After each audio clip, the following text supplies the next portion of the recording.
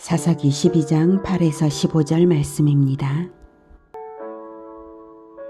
그 뒤를 이어 베들레헴의 입산이 이스라엘의 사사가 되었더라.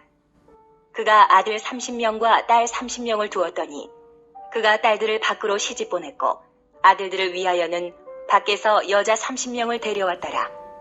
그가 이스라엘의 사사가 된 지 7년이라. 입산이 죽음에 베들레헴에 장사되었더라. 그 뒤를 이어 스불론 사람 엘론이 이스라엘의 사사가 되어 10년 동안 이스라엘을 다스렸더라. 스불론 사람 엘론이 죽음에 스불론 땅 아얄론에 장사되었더라. 그 뒤를 이어 비라돈 사람 힐렐의 아들 압돈이 이스라엘의 사사가 되었더라. 그에게 아들 40명과 손자 30명이 있어 어린 나귀 70마리를 탔더라. 압돈이 이스라엘의 사사가 된 지 8년이라.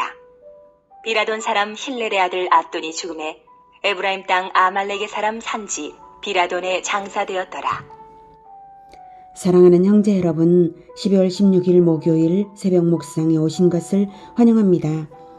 6장에서는 입다가 암몬과의 전투에서 승리하고 돌아왔을 때 그의 잘못된 서원으로 인해 딸을 번제로 드리게 되는 일이 있었고, 본장 7절까지는 암몬과의 전투에서 입다가 승전했으나 에브라임 지파가 오히려 승전과 관련해서 트집을 잡는 바람에 길르앗과 에브라임 사이에 내전이 일어나고 퇴각하는 에브라임까지 잡아 죽이는 동족 상잔의 비극을 보았습니다.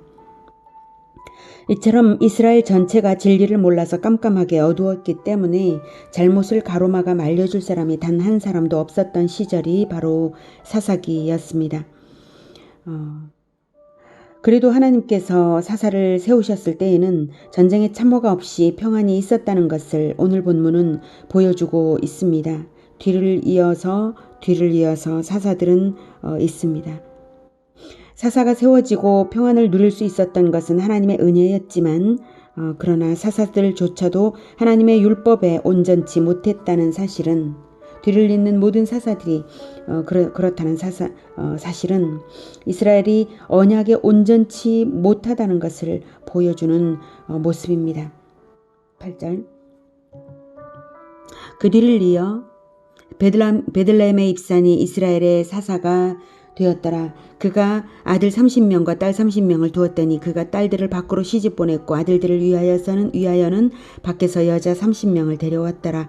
그가 이스라엘의 사사가 된 지 7년이라. 입산이 죽음에 베들레헴에 장사되었더라.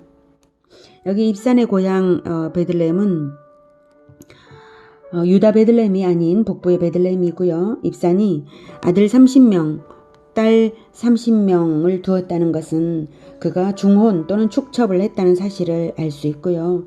또한 딸들을 밖으로 시집 보냈고 그리고 아들들을 위하여서는 밖에서 여자 30명을 데려왔다는 것은 이스라엘 바깥에 이방인들과 자기 자식들을 결혼시켰다는 것입니다.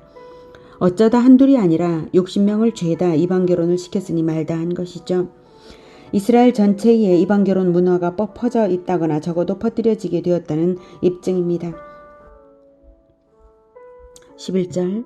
그 뒤를 이어 스불론 사람 엘론이 이스라엘의 사사가 되어 10년 동안 이스라엘을 다스렸더라. 스불론 사람 엘론이 죽음에 스불론 땅 아얄론에 장사되었더라. 그 뒤를 이어 비라돈 사람 힐렐의 아들 압돈이 이스라엘의 사사가 되었더라. 그에게 아들 40명과 손자 30명이 있어 어린 나귀 70마리를 탔더라. 압돈이 이스라엘의 사사가 된 지 8년이라. 비라돈 사람 힐렐의 아들 압돈이 죽음에 에브라임 땅 아말렉 사람의 산지 비라돈에 장사되었더라. 압돈의 아들과 손자들의 숫자가 많은 것 역시 압돈의 중혼과 축첩의 증거이고요. 아들과 손자들이 어린 나귀 70마리를 탔다는 것은 그만큼 평안과 부유함이 있었다는 것입니다. 이스라엘의 사사들이 계속해서 이어졌다는 것은 하나님의 은혜죠. 그리고 평안함과 부유함이 있었던 것 역시 하나님의 은혜입니다. 그러나 하나님과의 언약에 이스라엘의 사사들의 모습은 하나님과의 언약에 온전치 못한 모습들입니다. 이처럼 사사들의 모습이 세월이 흐를수록 점점 더 언약에서 멀어져 가는 것을 볼 때에 이제 다시 외적의 침입을 받아 징계를 당할 수밖에 없음을 짐작할 수 있습니다. 사사기의 악순환이 바로 그것이니까요.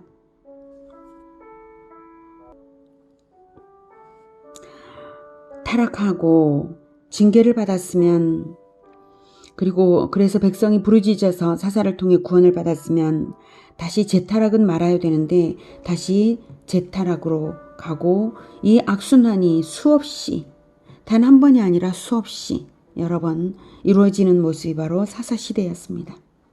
실로 인간은 자력으로는 결코 거룩을 회복할 수 없고 하나님과의 언약을 회복하지 않는 한 어둠은 깊어질 수밖에 없다는 것을 역사가 증거하고 있습니다. 사사기의 이러한 악순환이 우리에게 가르치는 것은, 첫째, 인간은 전적으로 타락하여서 하나님 없이는 악순환의 고리를 끊어내지 못하는 존재다 라는 것입니다.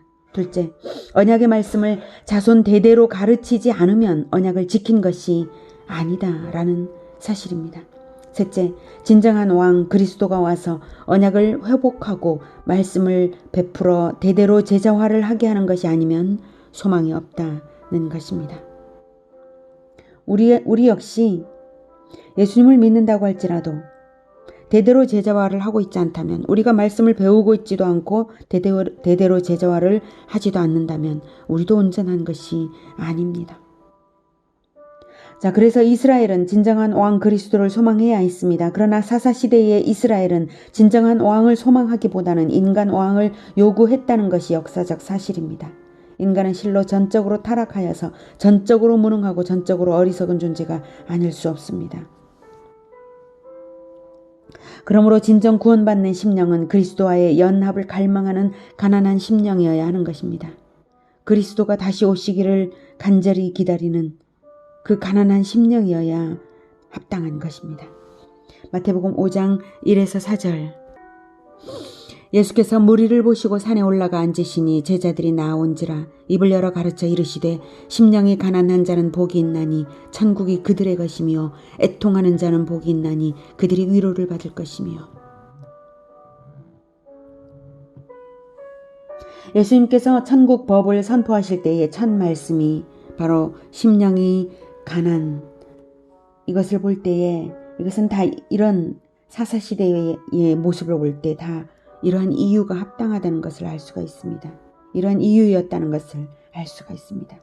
오늘은 인간 존재가 하나님 없이 얼마나 가련한 존재인지를 보았습니다. 날마다 그리스도와의 연합을 갈망하며 주님 안에 거하여서 날마다 말씀을 받고 가르치며 대대로 언약을 지키는 우리 모두가 되기를 축복합니다.